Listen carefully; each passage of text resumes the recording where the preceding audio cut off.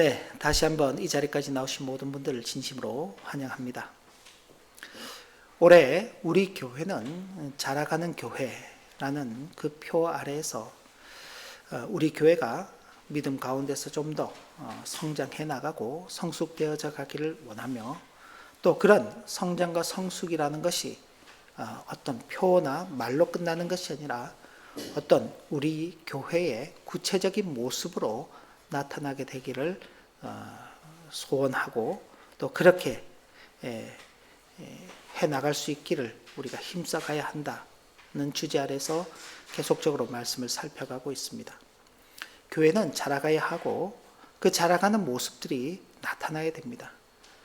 그런 속에서 교회는 어떤 생각을 하고 어떤 행동들을 해야 할 것인가.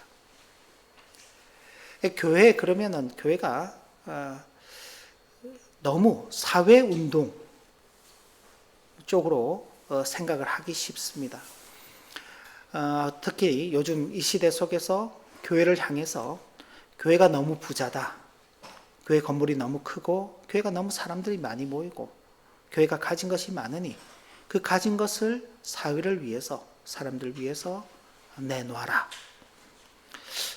이제 좋게 이야기하면은 사회에 봉사하고 헌신하라. 좀 과격하게 표현을 하면은 내놓아라. 그렇게 이제 요구를 합니다.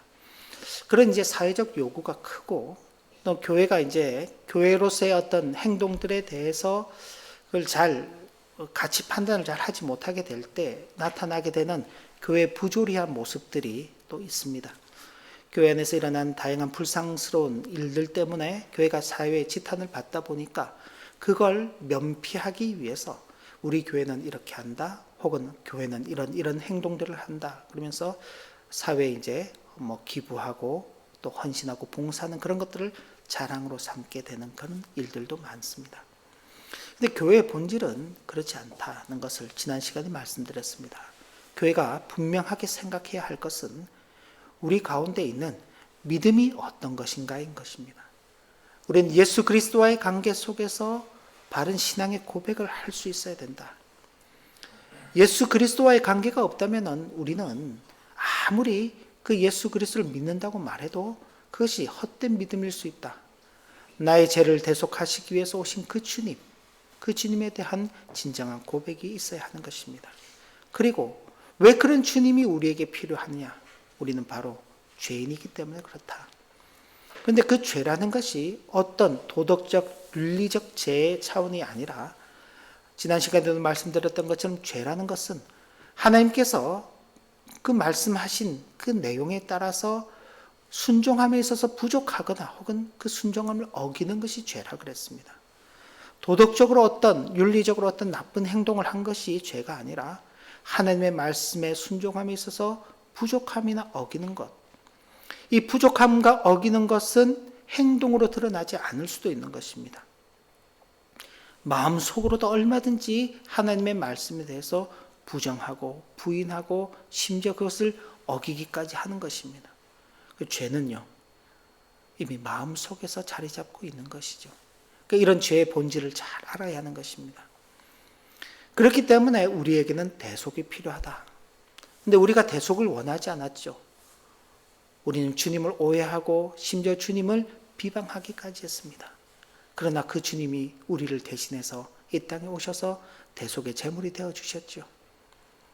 그러니까 이런 내용들이 교회가 바르게 인식해야 하는 내용들입니다. 그리고 오늘 교회가 어떻게 행동해야 하는가, 어떤 것들이 교회로서의 그런 바른 행동의 지침일까 하는 그런 부분들을 좀 포괄적으로 살펴보기를 원합니다. 자, 교회는 구원이라는 것이 주어져 있는 곳입니다. 그런데 일반적으로 사람들은 죄에 대해서, 특별히 죄의 책임에 대해서 그런 문제를 가볍게 생각하는 경향들이 있습니다. 왜 그러냐 하면 즉각적인 심판이 없다는 이유 때문에 그렇습니다. 만약 우리가 나쁜 생각을 했어요. 나쁜 생각을 하는 그 순간 어떤 즉각적인 심판이 임하게 된다면요, 굉장히 생각 하나 하는 것조차도 민감하겠죠. 조심하는 것입니다. 자, 우리가 나쁜 행동을 하게 되면 어떤가요?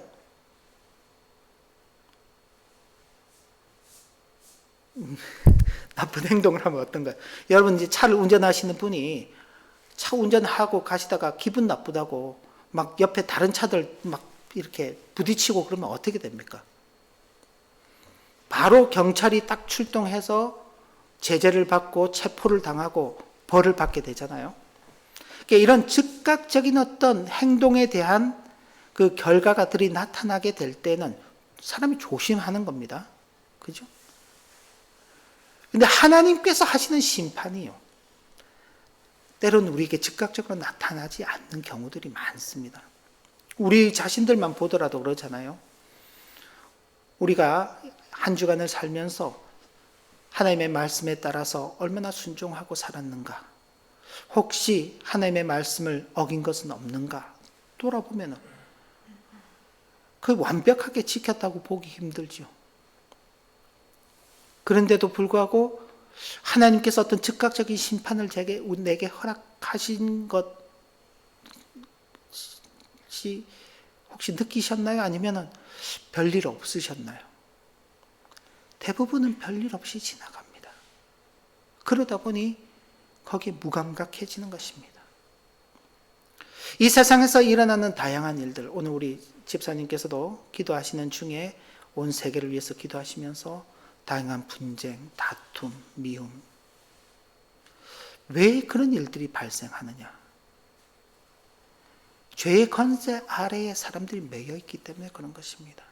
이 사회뿐만이 아니라 세계뿐만이 아니라 각 개인들도 역시 그런 죄악된 본성 아래에서 살아가고 있기 때문에 그 본성에 따라서 행동하는 거예요. 그러다 보니 세계가 뒤죽박죽이 되는 것입니다. 때로는 선이라는 것을 포장하죠. 이것이 선이다. 자, 민주주의, 우리가 보통 생각할 때 민주주의 그러면 좀 좋아 보이고 공산주의 그러면 좀 나빠 보입니다. 근데 민주주의를 세우겠다는 그 일념 하에에 얼마나 많은 폭력들이 있는지, 민주주의만 세울 수 있으면 어떤 폭력도 가능해. 그 말이 맞을까요? 가정의 평화를 위해서 나는 폭력을 써. 그건 누구를 위한 평화인가요? 한 집의 가장인, 예를 들어서 제가, 집이 너무 시끄러워서 안 되겠어. 너희들이 너무 각자 자기 생각, 자기 의견들이 많아서 너무 복잡해서 안 되겠어. 우리 집이 평화롭기 위해서는 생각도 단일화해야 돼. 먹는 것도 하나, 그냥 똑같은 거 먹고, 똑같이 입고, 똑같이 행동해야 돼. 그렇게 안 하면 내가 다 혼내겠어. 그럼 평화가 오는 건가요? 일사불란하게는 움직이죠. 가정의 평화라는 이름은 있지만은 실제로는요, 그 속에 폭력이 있는 것이죠. 내 마음대로 하겠다는. 그런 것들이 이 가운데 숨어져 있는데 그 왜 그런가? 죄의 권세 아래 사람들이 다 속박되어 있기 때문에 그런 것입니다. 이런 것들을 우리는 너무 쉽게 지나쳐 버리죠. 그리고 무엇보다도 하나님께서 죄에 대해서 엄격하고 신중하게 다루신다는 것을 이해하지 못하는 것입니다. 왜? 지금 당장 하나님께서 어떤 심판을 하시지 않기 때문에 그런 것입니다. 죄란 단순히 하나님의 법을 어겼다는 것에서 끝나지 않습니다. 그 법을 내신 하나님의 거룩하신 그 어미를 무시하고 공격하는 태도가 되기 때문에 그 법을 제정하신 하나님을 공격하는 것입니다.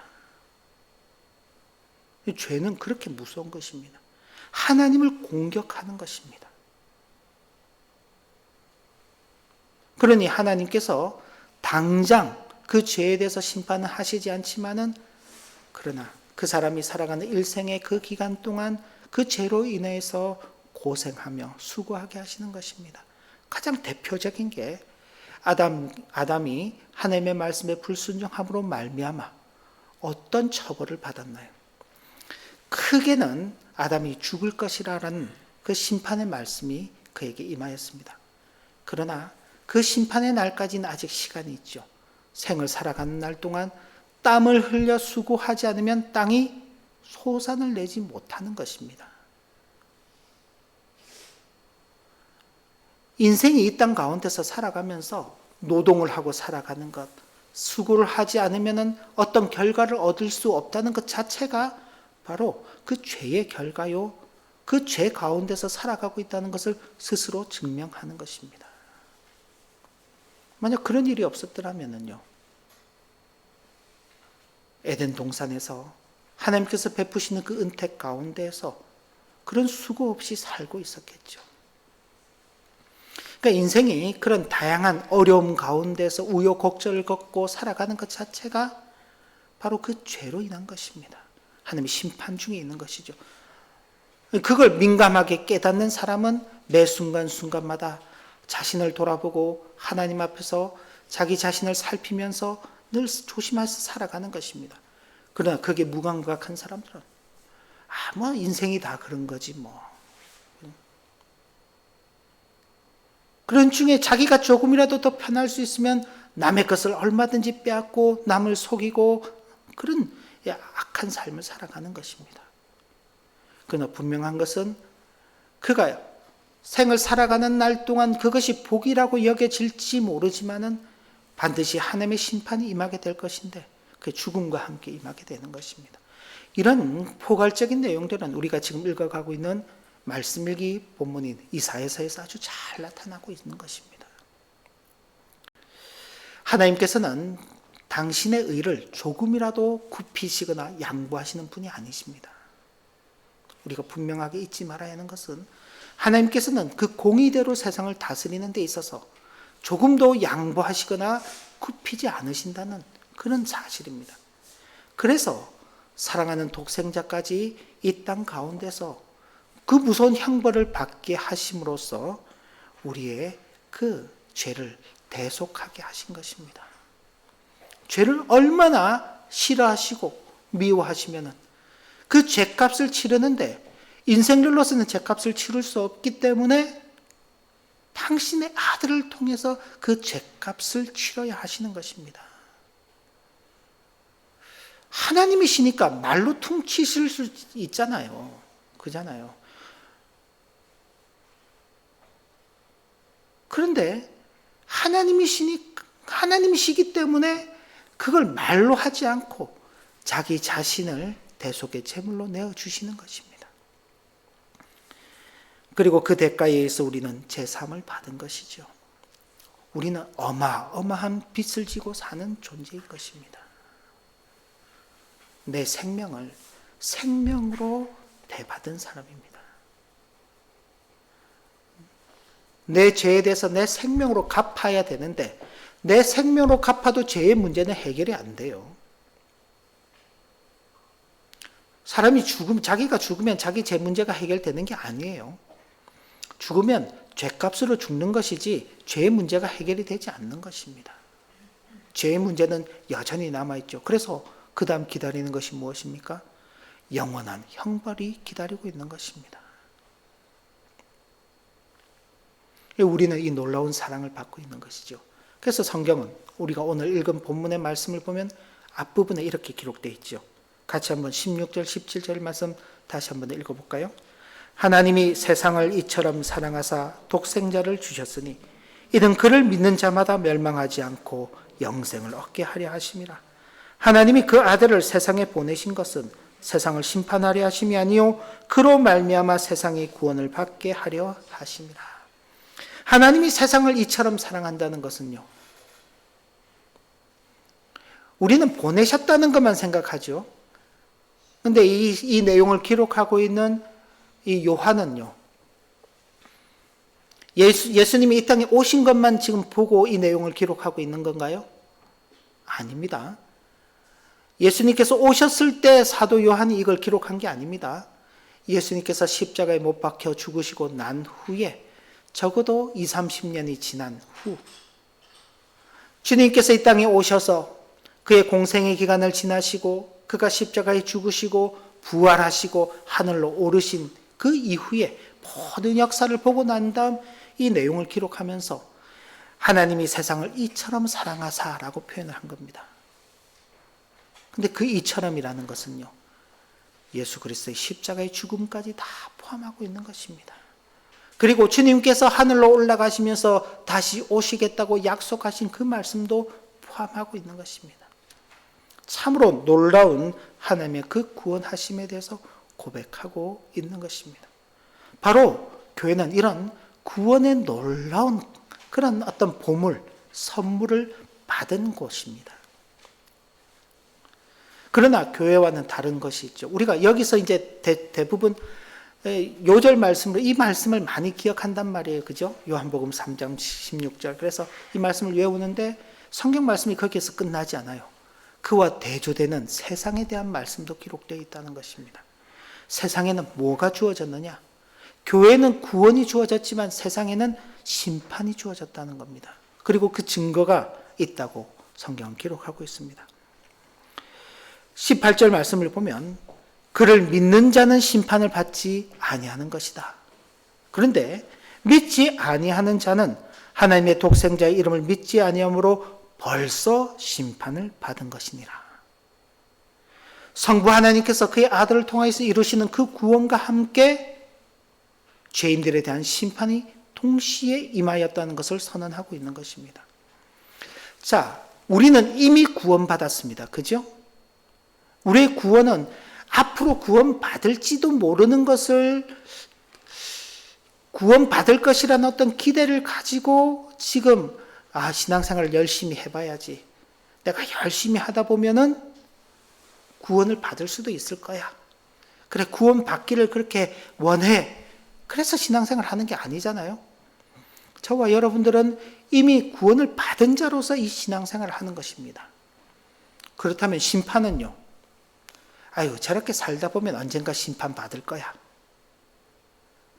저렇게 심판받지 않기 위해서 믿음 생활해야지. 이렇게 표현하지 않잖아요. 우리가 이미 구원을 받았다는 것이 확실하다면 세상은 이미 심판받은 것 역시 확실한 것입니다. 물론 우리가 이런 사실을 인지하게 되는 그 과정이 필요하기 때문에 내가 지금은 믿음이 없는 것 같기도 하고 때로는 예수님을 믿는 것 같기도 하고 때로는 믿음이 없는 것 같기도 하고 예수님 내가 정말 믿나? 못 믿을 것 같은데 이런 생각이 들기도 하다가 그런 어떤 복잡한 과정을 겪고 어느 순간 예수님에 대한 그 믿음이 공고해지죠. 이제 우리가 인식하는 그 과정이 필요한 것입니다. 이건 굉장히 자연스러운 겁니다. 사람이라는 것이 원래 그렇습니다. 사람이 생각을 먼저 하고 행동을 하는 그런 존재로 창조함을 받아서 그렇습니다. 그러니까 우리가 보통 예를 들어서 제가 이 탁자를 이렇게 톡톡 치잖아요. 그럼 우리는 생각에 내가 이제 쳐야지 생각하면 이제 바로 친단 말이에요. 이게 동시적으로 일어나는 것 같지만은 실질적으로는 먼저 뇌에서 생각을 하고 그 명령이 가고 그 명령에 따라서 행동이 드러나게 되는 것입니다. 시간차가 있어요. 근데 그건 우리가 그냥 일반적인 시간으로서 측량할 수 없는, 측정할 수 없는 그런 시간차기 때문에 우리는 동시라고 느낍니다만은 그러나 인식하고 그것이 우리에게 드러나기까지는 과정이 필요하다. 시간이 필요하다. 이 인간인 것입니다. 그래서 이것이 서서히 이루어지는 것처럼 느낄 뿐인 것입니다. 그럼 도대체 어떤 것에 근거해서 이런 심판과 구원이 동시적으로 일어나게 되는가? 바로 거기에 대해서 중요한 증거를 요한은 이렇게 증거하고 있습니다. 19절부터 20절까지 말씀을 같이 한번 읽겠습니다. 같이 읽습니다. 그 정죄는 이것이니 곧 빛이 세상에 왔을 때 사람들이 자기 행위가 악함으로 빛보다 어둠을 더 사랑한 것이니라. 악을 행하는 자마다 빛을 미워하여 빛으로 오지 아니하나니 이는 그 행위가 드러날까 함이요. 옛날에는 이제 이런 본문을 설교하시면서 예전에 목사님들은 또 그런 표현들을 하셨어요. 도둑들 봐라. 다 밤중에 몰래 들어가서 남의 집에서 물건을 훔치오지 않느냐. 근데 요즘 도둑들은요, 꼭 밤에 안 들어가요. 낮에도 들어가요. 낮에도. 이게 빛이라는 것이 낮을 이야기하는 게 아닙니다. 이 빛은 누구를 이야기하느냐? 로고스이신 예수 그리스도, 그분을 말씀하는 것입니다. 요한복음 그 1장에 보면은 예수 그리스도 로고스 안에 있는 그 생명의 빛이 이 땅에 비추어졌지만은 어둠이 깨닫지 못하였다. 그렇게 표현하고 있습니다. 세상은 그로 말미암아 지음을 받았지만은 그를 알지 못하였다. 자기 땅에 왔지만은 자기 백성들이 그를 영접하지 아니하였다. 요한복음 1장 1절이 시작하면서 바로 이 말씀을 하고 있는 것입니다. 하나님께서 빛으로 이 땅 가운데 오셨는데 그 빛을 사람들이 알지 못했다, 인정하지 않았다, 받아들이지 않았다. 왜 그런가? 그 빛으로 나오면은 자기의 그 악함이 드러나기 때문에 그런 것입니다. 자기의 죄악들이 드러날 것이기 때문에 하나님 앞으로 나오지 않는 것입니다. 그러니 그들이 심판받은 자가 아니냐라고 증거하고 있는 것이죠. 그리고 그 결과에 대해서 우리가 읽지는 않았지만 요한복음 3장 36절을 보면 이렇게 기록하고 있습니다. 아들을 믿는 자에게는 영생이 있고 아들에게 순종하지 아니하는 자는 영생을 보지 못하고 도리어 하나님의 진노가 그 위에 머물러 있느니라. 우리는 하나님의 진노하심을 받을 자들이 아닌 것입니다. 세상은요, 하나님의 진노하심을 받은 자들입니다. 우리는 하나님께서 주시는 영원한 생명을 누릴 자들입니다. 교회는 그런 사람들이 모여 있는 곳이에요. 하나님께서 주시는 영원한 생명을 누리는 자들로 하나님께로부터 죄사함을 받은 구원함을 받은 자들이 모여 있는 곳입니다. 물론 교회 안에 우리의 제약된 본성들이 여전히 그 흔적으로 남아 있어서 이런저런 우리의 악한 모습들이 나타나기도 합니다. 우리의 부족한 면들이 있기도 하죠. 그러나 근본적으로 교회는 구원을 받은 자들이 모여 있고 하나님 안에서 영원한 생명을 누릴 자들이 모여 있는 곳입니다. 그러니 교회가 해야 할 어떤 모습들은요, 어두움 가운데도 들어가서 자기의 그 악한 행위들을 감추려고 하는 자들이 아닌 것입니다. 교회는 진리를 따르는 자들로서 빛으로 나아가는 자들인 것입니다. 왜요? 자기의 그 모든 행동들이 하나님 안에서 행한 것임을 드러내기 위해서. 21절 말씀이 그걸 기록하고 있습니다. 같이 한번 읽어볼까요? 같이 읽습니다. 진리를 따르는 자는 빛으로 오나니 이는 그 행위가 하나님 안에서 행한 것임을 나타내려 함이라. 진리를 따르는 자, 다르게 표현하면 성도입니다. 그 성도들이 모여서 이룬 교회입니다. 성도는 빛으로 오나니, 교회는 빛으로 오나니 이는 그 행위가 하나님 안에서 행한 것임을 나타내려 함이라. 심판의 길로 가는 자들과는 전혀 다른 길을 가는 것이죠. 심판의 길로 가는 자들은 빛으로 나오지 않는 것입니다. 어둠 속으로 들어가는 것입니다. 왜? 자신들의 악한 행위를 드러내지 않도록 하기 위해서, 들키지 않기 위해서. 그러나 교회, 성도는 빛으로 나오는 것입니다. 왜? 내가 하는 모든 행동들이 하나님 안에서 행동한 것임을 스스로 나타내기 위해서인 것입니다. 성도, 교회가 하는 모든 행위들은 하나님 안에서 하는 것입니다. 하나님 안에서. 저와 여러분들이 하는 모든 것들이 다 하나님 안에서 하는 것입니다. 여러분들이 직장 생활을 하는 것, 여러분들이 학교 생활을 하는 것, 여러분들의 가정 생활, 우리들만의 프라이빗한 공간이 아닌 거예요. 내 개인 생활이 아닌 겁니다. 거기에서 하는 모든 행동들, 하는 모든 말들, 모든 생각들이 다 하나님 안에서 하는 것입니다.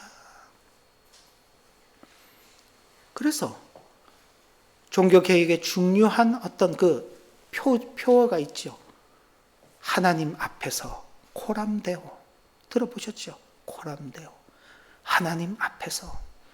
우리는 하나님 앞에서 사는 존재다. 왜? 우리가 하는 모든 것들이 다 하나님 안에서 행동하는 것이기 때문에 그런 것입니다.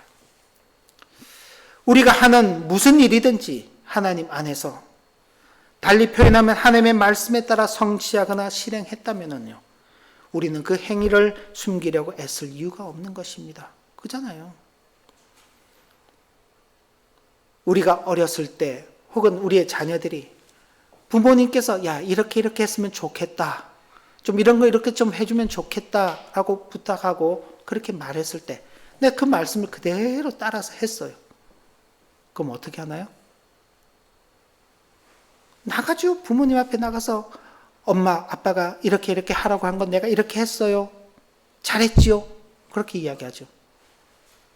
근데 그걸 안 하면은요, 괜히 피하고 숨지요. 괜히 피하고 숨는다고요. 하나님 앞에서도 마찬가지인 것입니다. 우리가 생각하고 행동하는 모든 것들이 다 하나님 안에서 한 것이라면요, 애써 우리의 행위들을 숨길 필요가 없는 것입니다. 즉 빛이 되시는 예수님께로 나오지 않을 이유가 없는 것이죠. 그러니까 교회는 이렇게 나가야 하는 것입니다. 성도들은 이렇게 하나님 앞으로 나가야 하는 것입니다. 그런데 그러면 구체적으로 우리의 어떤 행위들, 어떤 행동들이 하나님의 말씀에 순종하는 것, 하나님께서 정말 보시기에 정말 의롭게 잘했다라고 이렇게 칭찬하실 만한, 인정해 주실 만한 그런 일들일까를 생각해 보지 않을 수 있겠어요? 부모에게 칭찬받기를 좋아하는 아이들이요, 그잖아요. 어떻게 하면 부모님이 칭찬하고 어떻게 하면 부모님이 꾸중을 내는지를 딱 캐치하는 거잖아요. 그래서 부모님으로부터 꾸중받거나 잔소리 들을 일을 안 하는 거죠. 착하고 좋은 자녀인 것입니다. 그죠? 하나님 앞에서도 마찬가지죠. 남 볼 필요 없어요. 그냥 자기를 보면 돼요. 눈치 이렇게 주고 그러지 마세요. 이런 걸로 자녀들 눈치 주고 그러지 마시라고. 그러니까 우리가 그런 것이 참 좋다라고 이야기해질 때 하나님 앞에서도 그럼 우리가 어떻게 살아야 할 것인가를 생각해 봐야 될 거 아닌가요? 거기에 대해서 사도 바울이 우리에게 이런 교훈을 주고 있습니다. 갈라디아서 15장 16절부터 25절까지인데 전체를 기록하지 않고 중요한 내용들만 기록을 했습니다. 16절을 보면 먼저 내가 이르노니 너희는 성령을 따라 행하라. 성령을 따라 행하라 그럽니다. 그리하면 육체의 욕심을 이루지 아니하리라. 육체의 욕심이 뭔가요? 세상 사람들이 살아가는 방식인 것입니다. 하나님의 심판을 받는 자들이 살아가는 방식입니다. 성령을 따라 행하는 자가 세상의 심판을 따라 심판을 받을 자들이 행하는 그 길과는 다른 길로 걸어가는 자다라고 말하는 것이죠. 너희가 만일 성령의 인도하시는 바가 되면 율법 아래 정죄, 심판 아래에 있지 아니하리라. 그러면서 우리에게 아주 놀라운 말씀을 주시죠. 22절부터 쭉 같이 한번 읽겠습니다. 오직 성령의 열매는 사랑과 희락과 화평과 오래 참음과 자비와 양성과 충성과 온유와 절제니 이 같은 것을 금지할 법이 없느니라. 이 세상 사람들이요, 아니 우리 교회 아니면 우리 가정, 우리의 모습들 속에서 사랑, 희락, 화평, 오래 참음, 자비, 양성, 충성, 온유, 절제와 같은 이런 마음들이 있다면요, 이런 성령의 열매들이 있다면요, 거기에 다툼이 있을까요? 우리 가정에 불화가 있을까요? 우리 가정에 슬픔이 있을까요? 우리 교회에 문제가 있을까요?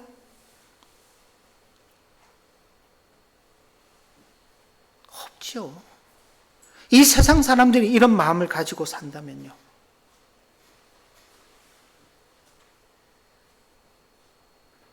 오늘날과 같은 그런 대립과 반목과 전쟁, 꼭 전쟁이 있는 지역만 그러지 않잖아요. 전쟁이 없는 독일 안에서도요, 얼마나 갈등이 많아요. 정치적 견해가 다르다는 이유로 갈등하고 있죠. 내가 조금 혜택을 못 받게 된다고 해서 또 갈등이 있죠. 내가 좋아하고 내가 선호하는 사람들을 더 지원해 주겠다고 하고 그 지원을 못 받는다고 하고 이런저런 갈등이 있잖아요. 그 속에서 또 다수의 시민들은 이런저런 불편을 겪으면서 또 불만을 토로하게 되고요. 정말로 하나님께서 인정하시고 하나님의 기준에 맞는 이런 선한 행동들이 있게 된다면요, 거기에는요 갈등이 있을 수가 없는 것입니다. 제 자신을 보더라도 이런 열매들이 제 속에 풍성하지 않기 때문에 때로 저도 화를 내기도 하고 마음의 평안을 상실해 버리기도 하고 남에 대한 여유도 없어지고 그냥 당면한 내 앞의 문제만 보고 그냥 나 중심으로 나를 위해서만 그렇게 생각하고 살아게 되는 제 자신의 모습도 발견하게 되는 것이죠.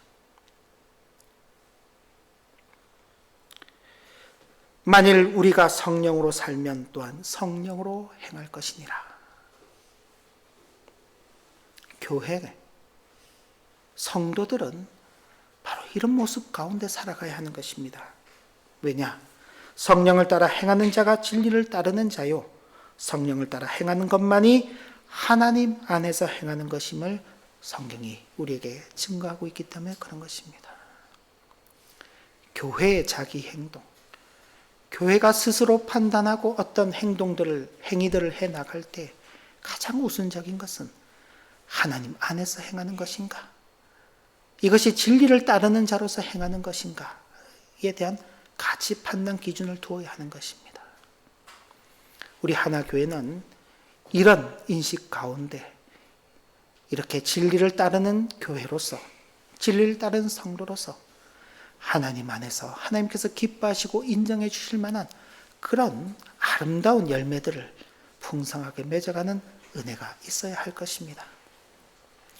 교회는 죄에서 사함을 받은 자들이 모인 곳입니다. 이 죄사함을 위하여 하나님께서 치르신 값비싼 대가가 있음을 기억하시고 다시 혹은 스스로 그 심판의 자리로 내려가는 일이 없어야 할 것입니다. 우리 모두는 진리를 따름으로 우리 행위를 하나님 안에서 행한 것임을 나타내는 교회의 온전한 자기 행동을 실현하며 살아가야 하겠습니다. 이 모든 결단과 또 그런 삶의 여정 속에 하나님의 은혜가 늘 함께 하시기를 진심으로 기원합니다. 기도합니다. 하나님 아버지, 주신 교훈의 말씀을 마음에 새기며 하나님 안에서 하나님께서 기뻐하시고 인정하실 그 일을 행하는 진리에 속한 교회 성도로서 일생 살아가길 소망합니다. 이 걸음을 잘 걸어갈 수 있도록 힘을 다하여 주옵소서. 예수님 이름으로 기도 올리옵나이다. 아멘.